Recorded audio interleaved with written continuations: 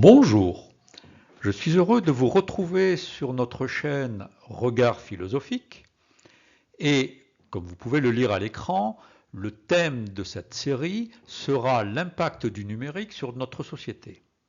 Et plus particulièrement, cette vidéo en fera l'introduction. Mais avant cela, comme nous en avons l'habitude, je vous propose notre petit générique d'introduction.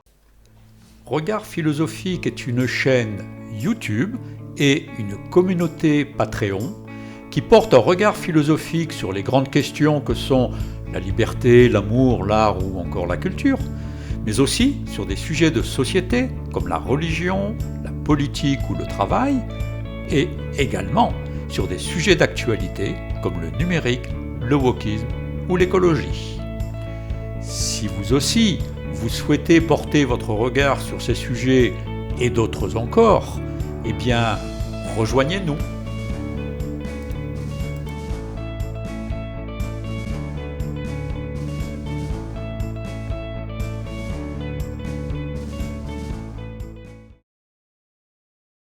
Le thème de cette série est donc l'impact des technologies du numérique sur notre société. Mais finalement, les technologies numériques ne sont qu'une technologie de plus, si je puis dire. Très différente, beaucoup plus puissante, certes. Mais avant elles, d'autres technologies ont considérablement impacté les sociétés humaines. C'est exactement ce que j'essaye de dire dans ce que vous voyez écrit à l'écran. De tout temps, les technologies ont changé notre façon de produire, de vivre et de socialiser. Prenez peut-être l'exemple le plus ancien, l'invention de la roue. L'invention de la roue a permis de fabriquer des chariots qui ont permis de transporter des produits agricoles, mais qui ont aussi permis de voyager, donc de socialiser. Donc, comme on le voit, elles remettent en cause les grands équilibres, comme elles modifient à chaque fois la société en profondeur. En ce qui concerne le numérique, eh bien, nous allons nous demander qu'est-ce qui change avec ces technologies? Que faut-il en penser? Quel est l'impact de ces technologies sur notre façon de produire, vivre et socialiser? Pour commencer, je voudrais que nous réfléchissions un peu sur cette citation de Milad Douei que vous voyez sur votre écran et qui dit « Quand l'informatique devient numérique, c'est la technique qui devient culture ».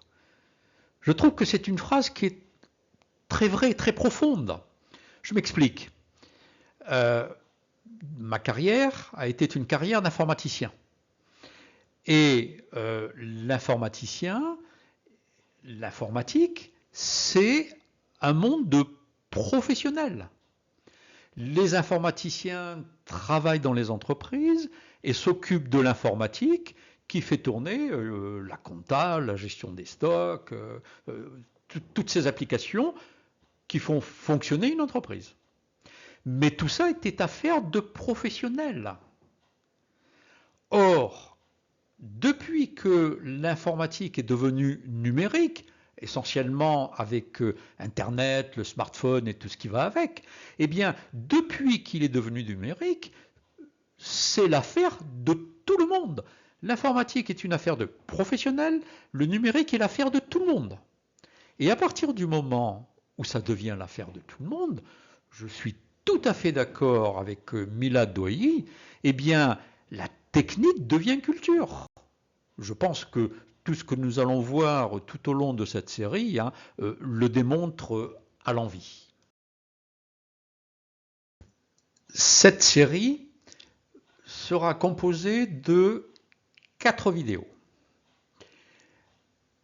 La première, nous allons nous concentrer sur la question que vous pouvez voir à votre écran, qu'est-ce que ça change? Évidemment, on va s'intéresser aux grands changements.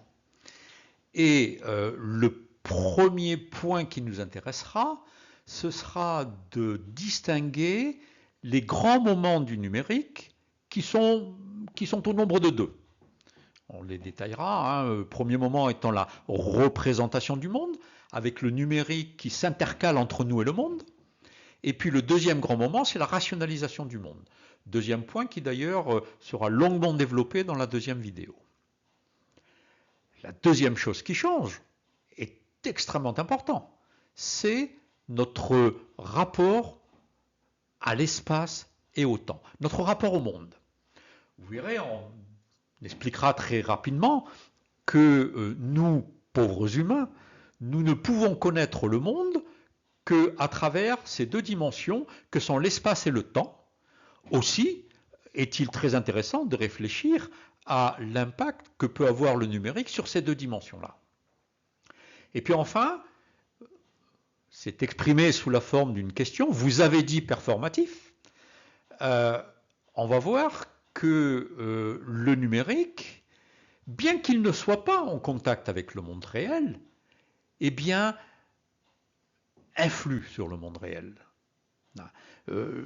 Performatif, qu'est-ce que c'est? C'est une notion qui dit que ce que je dis devient vrai. Je vous donne un exemple très très simple que je reprendrai lorsqu'on développera cette partie-là. Lorsque vous avez monsieur le maire qui déclare à un jeune couple qui se tient devant lui « Je vous déclare mari et femme », eh bien, cette phrase-là est une phrase performative. Pourquoi? Parce que c'est une phrase qui fabrique du réel. Le fait qu'il dit « je vous déclare mari et femme » fait que, juridiquement parlant, les deux personnes qui sont devant lui deviennent un foyer, une famille.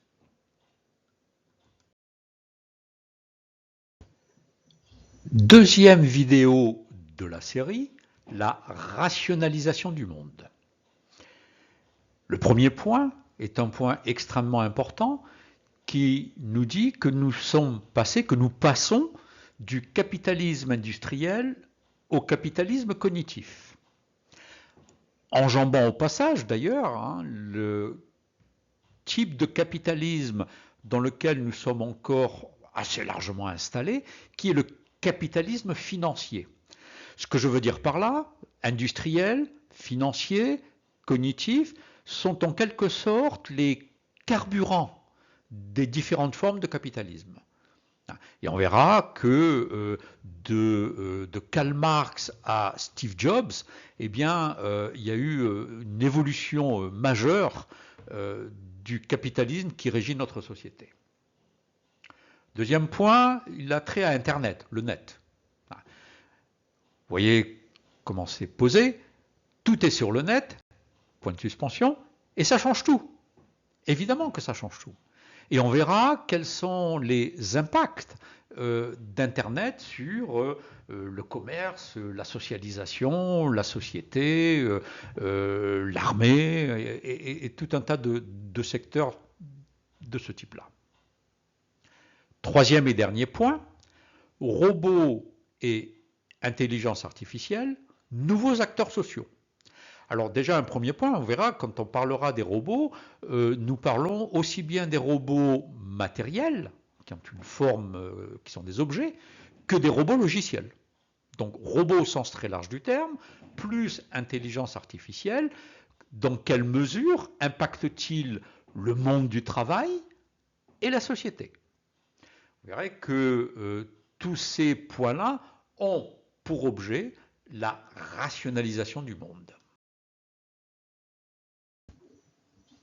La troisième vidéo est tout à fait particulière.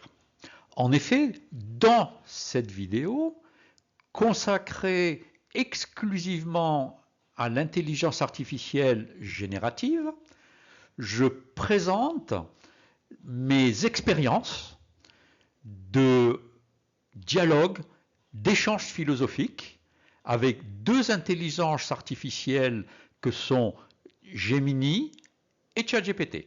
Cette expérience, comme vous pouvez le voir à l'écran, a eu lieu en juin 2025 et, pour amorcer le thème, le point de départ de mes échanges étaient les fameuses hallucinations des intelligences artificielles génératives. Deuxième point, au mois d'août, donc à peu près un mois après, j'ai eu des échanges avec les mêmes IA génératives, mais sur un tout autre sujet, qui est l'IA Act, ou pour le dire rapidement, hein, est la législation que met en place l'Union européenne pour réglementer les productions des sociétés d'intelligence artificielle. De ces deux échanges-là, je présenterai des premières conclusions, ok, puis je m'attarderai à quelque chose de tout à fait intéressant en ce qui concerne les IA génératives, c'est le saut qualitatif qui s'est produit avec les IA de dernière génération, grosso modo à partir de ChatGPT 4. Et on verra que dans ce saut qualitatif, il n'est pas impossible que nous ayons affaire à autre chose que, comme le disent certains, des perroquets statistiques. Et puis enfin, je présenterai dans la conclusion finale le protocole que j'ai mis au point dans mes échanges avec les IA génératives. Quatrième et dernière vidéo de la série, nous tournerons vers le futur. Et pour ce faire, nous mettrons nos pas dans ceux de Carlota Pérez, qui a élaboré un modèle extrêmement intéressant fondé sur les cycles longs de Kondratiev, qui grosso modo sont des cycles économiques d'une durée de 60 ans, pour étudier quels étaient les impacts des technologies sur la société et comment la société décidait d'utiliser ces technologies.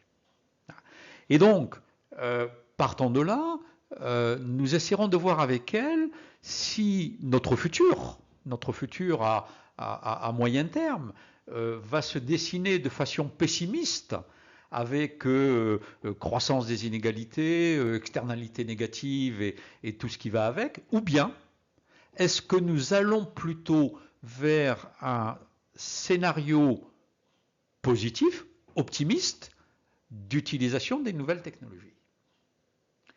Bien, j'espère que je vous aurai donné envie de regarder cette série de vidéos, mais avant de terminer, comme nous en avons l'habitude là aussi, hein, je vous propose de poser 4 questions qui auront pour objet de synthétiser ce que nous aurons appris tout au long de ce cycle. Et les réponses à ces questions se trouveront sur le site de Regard philosophique. Première question, comme vous pouvez le voir à l'écran, quels sont les grands moments du numérique? En quoi le numérique change-t-il notre rapport au monde? Si vous avez un petit peu suivi l'introduction que j'ai pu faire, vous pouvez voir que la réponse à cette question-là sera vraisemblablement la représentation du monde, la rationalisation du monde, le changement de rapport au temps et à l'espace. Deuxième question, tout est sur Internet et ça change quoi? Là aussi, si vous visionnez la deuxième vidéo de la série, je pense que vous aurez largement de quoi répondre à une telle question et sur l'impact que peut avoir Internet sur un certain nombre d'aspects de notre société. Troisième question, les robots et l'intelligence artificielle sont-ils de nouveaux acteurs sociaux? Là encore, la deuxième vidéo de la série apporte énormément de matière pour répondre à une telle question, à laquelle déjà on peut dire très simplement que oui, ce sont de nouveaux acteurs sociaux. Enfin, quatrième et dernière question, nous reviendrons sur ce que nous avons développé lors de la quatrième vidéo de la série, à savoir les modèles de Carlota Pérez, pour tenter de répondre à la question de savoir si l'avenir va être un avenir utopique ou dystopique, pour le dire de manière un petit peu simpliste. Quel scénario pour l'avenir? Bien, je le répète, ces questions seront disponibles, les réponses à ces questions seront disponibles sur le site internet de Regard philosophique. Et avant de nous quitter, je vous propose de regarder notre petit générique de fin, puis de nous remettre très rapidement en tête quel sera l'agenda de la prochaine vidéo.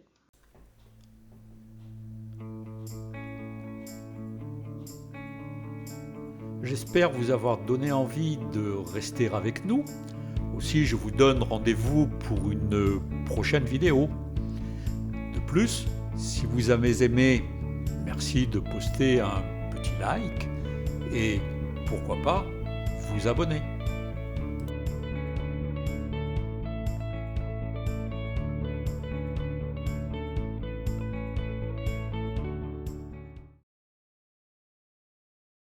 Prochaine vidéo de la série, nous nous intéresserons à la question « Qu'est-ce que ça change ?» Pour y répondre, premier point, les grands moments du numérique, où nous nous intéresserons à la représentation du monde et à sa rationalisation. Deuxième point, l'impact du numérique sur l'espace et le temps et ses conséquences sur notre façon de connaître le monde. Et puis enfin, troisième dimension, nous nous intéresserons à la dimension performative du numérique pour voir en quoi celui-ci influe sur le réel. Bien, j'espère vous avoir donné envie de rester avec nous et il ne me reste plus qu'à vous dire au revoir et à bientôt.